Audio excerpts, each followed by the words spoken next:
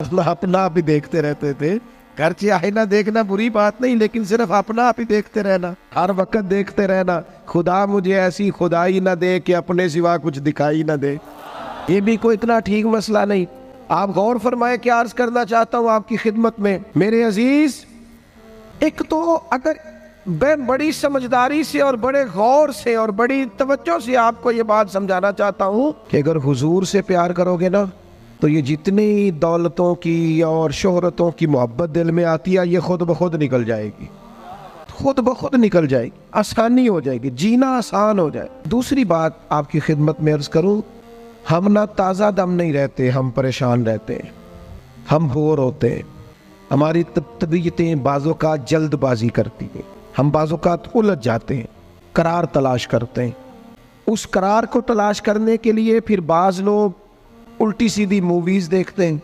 बाज़ लोगों का ख्याल है कि शायद मैं कोई लतीफ़ा सुनूंगा तो मामला ठीक हो, फिर उसका नतीजा भी निकला है लतीफ़े सुनने का। अब लतीफ़े सुनाना भी इतना बड़ा काम हो गया है कि मौलवी है पगड़ी दाढ़ी वाला, लेकिन उसके नाम के नीचे लिखा फ़नी मौलवी। खुदा के बंदे, ये संजीदा स्टेज है, दीनदार लोगों का करने का काम है, आप क्या कर रहे हैं? मौलवी भी फनी होता है, 6 मानादार है कि हमारा मिजाज था हर चीज़ शुगल मेला, हर चीज़ हंसना उलझना।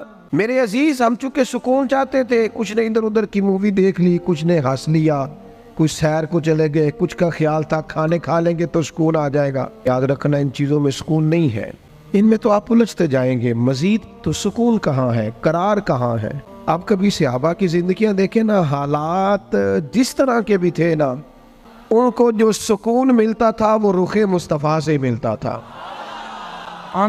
उनकी तबीयत पूरी लग गई थी कि हुजूर अलैहिस्सलाम की जो यादें हैं वो दिल को ताज़ा करती।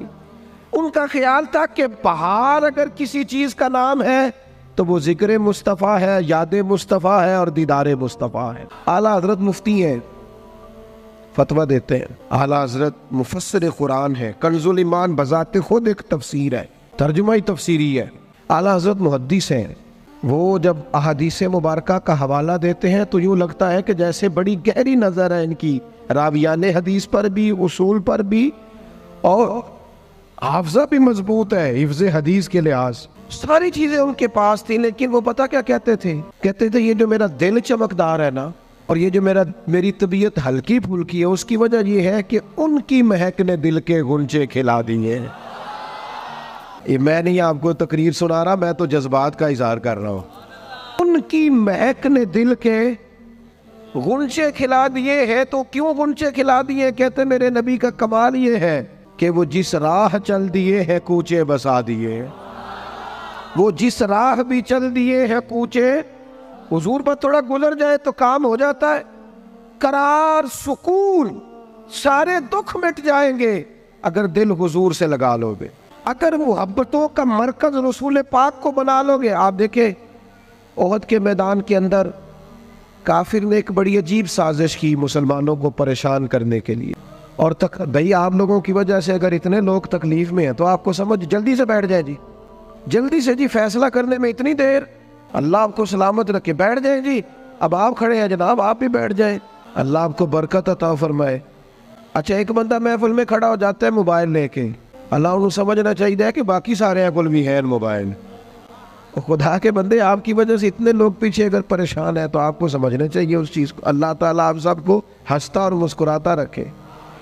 नबी पाक की ज़ात से जब आपकी कामिल वाबस्तगी हो जाएगी ना, तो हुजूर की ज़ाते वाला का प्यार, और प्यार लारो वाला नहीं होना चाहिए खाली, अली जल से महफिल में और माइक हाथ में आया तो इश्क का दावा तगड़ा, खाली इस तरह नहीं, तन्हाई में भी तू रोए हुजूर की बारगाह। एक महफिल में मैं एक दफ़ा हाजिर था तो एक नात का बच्चा मेरे पास आया, कहने लगा जी मेरी सिफारिश कर दो, मैं भी हुजूर दी बारगाह च हाज़री लवानी है। मैं कहा पुत्र तू घर जाके पढ़ लै, उत्थे भी हाज़री लग जाएगी कि 4000 बंदा चाहिए हाज़री लवाने लई। हुजूर की बारगाह में तो जहाँ बैठ के भी पढ़े हाज़री लग जाती है। इसके लिए क्या साज संवर के मजलिस ही फ़कत हो तो हाज़री लगती है? ये भी आला हाज़री है, पर वो तो वल्लाह वो सुन लेंगे और फरियाद को पहुँचेंगे हम। बस इतना तो हो, कोई फरियाद करे दिल से, तू बात तो दिल से कर। आपकी जब कामिल वाबस्तगी हुजूर से हो जाएगी ना, तो ये गुर्बतों का डर, ये परेशानियां, ये आजमाइशें एक जगह रोना नहीं रोया हजरत बिलाल ने कभी अपनी गरीबी का, एक जगह परेशान नहीं हुए कभी हजरत सलमान फारसी के मैं परदेसी हूँ, एक जगह भी कभी जनाब सुहैबी रोमी को तकलीफ नहीं हुई। क्यों भला? इसलिए कि हुजूर की मोहब्बत ऐसी दवा है जो हर बीमारी से शिफा अता कर देती। ओहद के मैदान में काफिरों ने एक चाल चली थी। उनको पता था कि कौन सी बात मुसलमानों को ज्यादा परेशान कर सकती है। उन्होंने एक अफवाह फैला दी थी कि माज़अल्लाह हुजूर को शहीद कर दिया गया। उसकी वजह से शदीद परेशान हुए सहाबा और जंग के जो नतायज बरअक्स आए उसकी बड़ी वजह ये अफवाह भी बनी। अब सहाबा बड़े परेशान थे, हुजूर शहीद हो गए। कुछ लोग ना मैदान उहद से जब वापिस आ रहे थे ना, जंग खत्म होने के बाद, एक खातून जा रही थी मैदान जंग की जानिब। औरतें अपने मिजाज के लिहाज से कमज़ोर होती हैं कल्बी तौर पर, और बड़ी खूबसूरत बात लिखी है उलमा ने, कहते हैं औरत के दिल में दर्द ज़्यादा होता है ना, प्यार ज़्यादा होता है, और ये जो वो कमज़ोर वाक़या हुआ इसे ऐब ना समझो। इसीलिए तो अल्लाह ने बच्चे को पालने का ज़िम्मा उसका लगाया है कि वो शफ़क़त ज़्यादा रखती है, मोहब्बत ज़्यादा रखती है, दर्द दिल ज़्यादा रखती। इसलिए जिस दर्द से वो बच्चे को पाल लेती है ना। मेरा बेटा एक दिन घर में कुछ पका हुआ था, उसकी अम्मा कहने लगी खाना खाओ, कहता मैं नहीं खाना। ओदी अम्मा कहती मैं बड़ा जोर लाया, बड़ी मेहनत की, बड़ी गर्मी च पकाया, अज तो यही खाना पैना है। कहने लगा मैं नहीं खाना, मैं आराम से खाना खा रहा हूँ। अब वो माँ बेटा बहस कर रहे हैं। थोड़ी देर गुजर गई तो मैनू कहती तुसी क्यों नहीं बोलते? मैं क्या मैनू पता है किन्ने जीतना है, थोड़ी देर बाद खलो जाओ, मैनू पता है किन्ने जीतना है। वो बच्चा उठ के अंदर चला गया, कहने लगा मैं नहीं खाता, तुसी खाओ। वो फिर 5 मिनट लगे तो वो पकाना शुरू करता जो बच्चा कह रहा है।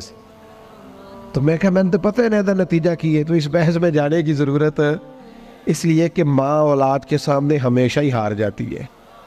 वो औलाद के सामने जीत सकती, वो नहीं जीत सकती ना। शफकत ऐसी है। औरतें मिजाज के लिहाज से अल्लाह ताला ने नरमी दी होती, इसको ऐब ना जाना जाए, ये अल्लाह ताला ने उन्हें वदियत की है चीज़।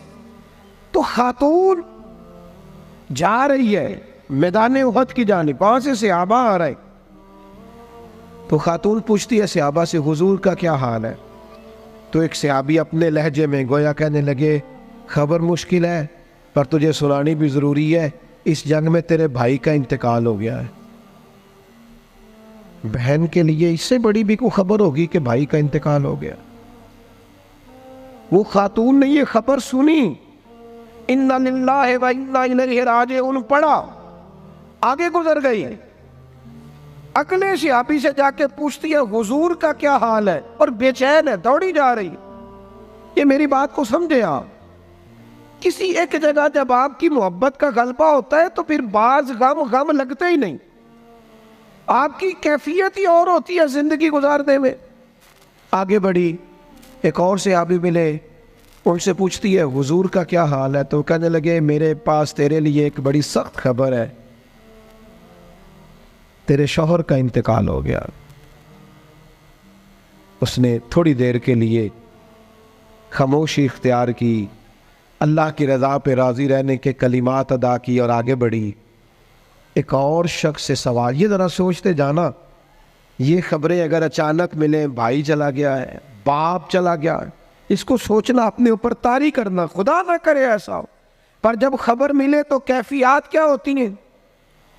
वो खातून आगे बढ़ी तो एक शख्स और मिला, पूछती है ज़रा बताओ ना हुजूर का क्या हाल है?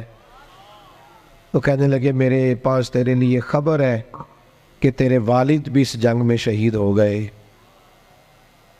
बेटियों का तो मेका ही बाप से होता है, माँ से होता है। वालिद चले गए। थोड़ी देर के लिए गर्दन झुकी, कलिमात अदा की, और फिर पूछती है सहाबी से वालिद चले गए, भाई चले गए, शौहर चले गए, मुझे बताओ कि मेरे नबी पाक का क्या हाल है? वो सहाबी कहने लगे अल्हम्दुलिल्लाह मैं ज़ियारत करके आया हूँ, रसूल पाक बिल्कुल ठीक है।